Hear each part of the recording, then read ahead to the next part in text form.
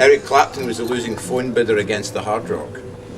And when he also borrowed it to Jimmy Page from Led Zeppelin, when Jimmy Page was starting Led Zeppelin, because he got his Les Paul stolen, which is the other one, Jeff very kindly lent him this.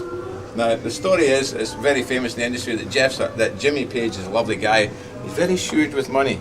The story is, I heard this from Robert Plant, that you couldn't hammer a needle up his bottom, right? Because that's how tight he is. But when Jeff finally got it back off Jimmy Page, who used it in part of Led Zeppelin 1, he wrote his name on the back of it to make sure that Jimmy wouldn't forget who owned the guitar if he borrowed it again. So Clapton and Page both wanted this guitar. Jeff sold it to the Hard Rock to raise money for sick kids. So Jeff gets my vote. Over here, Stevie Ray Vaughan's guitar. The Texas Tornado, a guy who followed in the footsteps of Jimmy, and in the 80s, sadly he was killed in a helicopter crash when he took Eric Clapton's place. So it's a bit like the Waylon Jennings being the bass player in the Buddy Holly band and flipping the coin. And that's mine. That's from that's me. Well, I'm the Jimmy he loves, but there's a story behind that. That's Axl, not Axl. It's Steve Adler, the original Guns N' Roses drummer for the big hits. And my band, one of my bands, supported him at Camden. Previous to that, he'd asked me through my friends if we could have a private tour. Came down, had a great time. I had a leather waistcoat which I painted the bull skull on the back of it. And Steve was going, "Oh, I like that." And I'm going, "Tish, stand back, young fella, my lad," you know.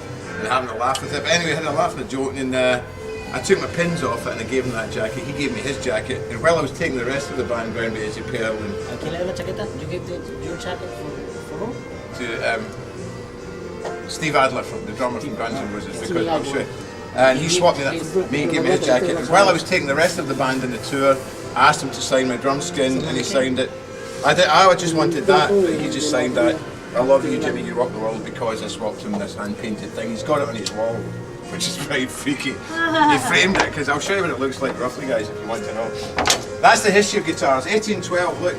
When Beethoven was going, la la la la, some dude was climbing up a balcony with this guitar going, "Hey, David, always much more rock and roll."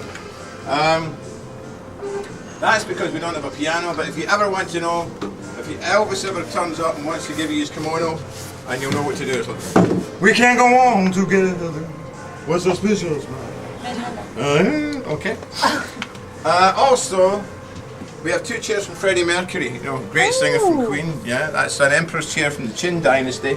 This one? And that's been translated, Barbara. It says, the little thing, the writing on the thing says, it's a parable, it's a story of an emperor reads these words of wisdom, sends his couriers out to find out who wrote it. They find out that the guy died 300 years before the emperor was born, and the moral of the story is we should appreciate one another while we're all alive. You know?